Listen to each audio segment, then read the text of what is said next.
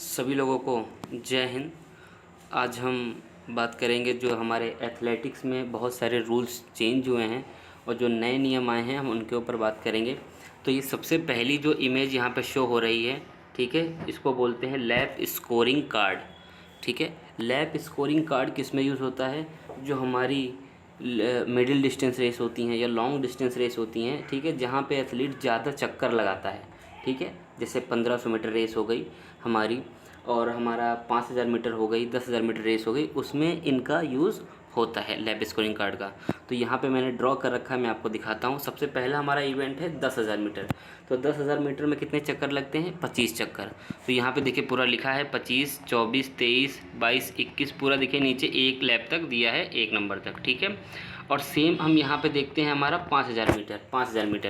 5,000 metre में कितने lap लगते हैं? 12.5 लैप। तो यहाँ से देखिए दिया है 12, 11, 10, उल्टे लैप हमेशा करते हैं, जैसे पहले 12 फिर 11, 10, 9, 8, इस तरह से, ठीक है। अब यहाँ पे जो 3,000 मीटर कभी कभी रेस होती है, जूनियर में जो हमारी रेस होती है 3,000 मीटर, उसमें 7.5 होते हैं, तो यहाँ पे उनका दिया गया। ये लैप स्कोरिंग कार्ड है, ऐसे आप बना सकते हो किसी भी इवेंट के लिए। चलिए आगे देखते हैं हम। यहाँ पे जो हमारा लैप स्कोरर होगा उसके सिग्नेचर होंगे और यहाँ पर उनका नेम होगा। चलिए आगे देखते हैं हम। अब हम बात करते हैं ईडीएम की। What is EDM? इसको बोलते हैं इलेक्ट्रॉनिक डिस्टेंस मेजरमेंट। कभी कभी आपने देखा होगा कि जेवलिंग जो होता है, जेवलिंग थ्रोवर, वो जेवलिंग को थ्रो करता है, या लॉन्ग जंपर जो होता है वो लॉन्ग जंप करता है, ठीक है। तो उसका जो मेजरमेंट करते हैं, ठीक है, वो कैसे होता है? वो ईडीएम के थ्रू होता है, ठीक है। आगे चलते हैं हम। 0.10 सेकेंड से पहले जो एथलीट अगर स्टार्ट लेता है वो किस में काउंट होता है? फाउल में काउंट होता है। अब तो ऐसा नियम है कि एक फाउल आप पर अगर आपने किया तो आप डिस्क्वालीफाई कर दिए जाओगे तुरंत ही, आपको सेकंड चांस नहीं मिलेगा, ठीक है। अब हम आगे बात करते हैं ट्रांसपोंडर सिस्टम के बारे में, ठीक है। ये क्या करता है? ये जो मैराथन धावक होते हैं, ठीक है, उनके जूते या तो उनके चेस्ट नंबर पर लगाया जाता है ताकि हम उनकी लोकेशन और उनका टाइम जान सकें, वो किस स्थान पे अभी प्रेजेंट टाइम वो दौड़ रहे हैं, ठीक है। अब ये हमारा एक आता है रोटेटरी बोर्ड, ठीक है। जो ईडीएम का मेजरमेंट होता है, जो मैंने आपको बताया था, इलेक्ट्रॉनिक डिस्टेंस मेजरमेंट, ठीक है। सपोज दैट किसी ने 81 मीटर जेवलिंग फेंकी, या ठीक है, या लॉन्ग जंप किसी ने 15 मीटर लॉन्ग जंप कोई कूद गया, ठीक है, तो वहाँ पे उसका ईडीएम में उसका मेजरमेंट दिखाता है, ठीक। चलिए आगे देखते हैं हम।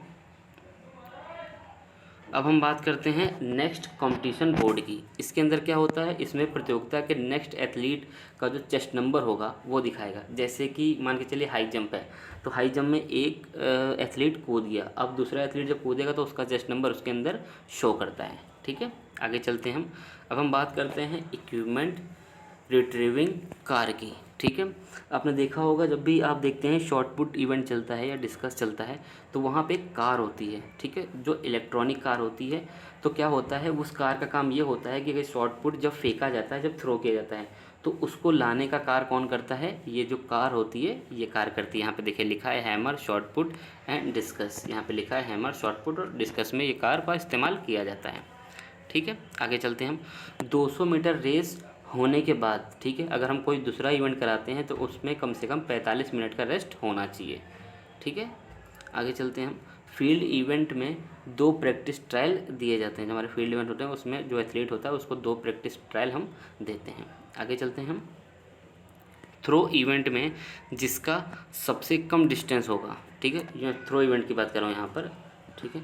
थ्रो इवेंट में जिसका सबसे कम डिस्टेंस होता है उसको हम पहले चांस देते हैं और जिसका सबसे ज़्यादा होगा उसे सबसे आखिरी में, ठीक है।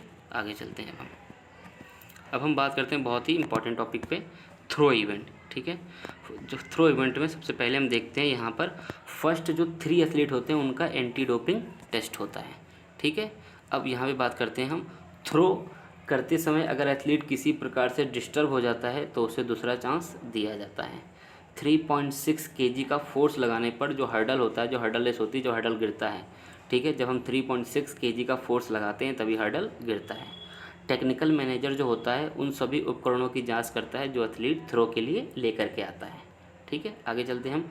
थ्रो में 8 से ज़्यादा एथलीट होने पर 3 ट्रायल दिए जाते हैं, ठीक है। जब 8 से ज़्यादा एथलीट होंगे तो 3 ट्रायल दिए जाएंगे, ठीक है।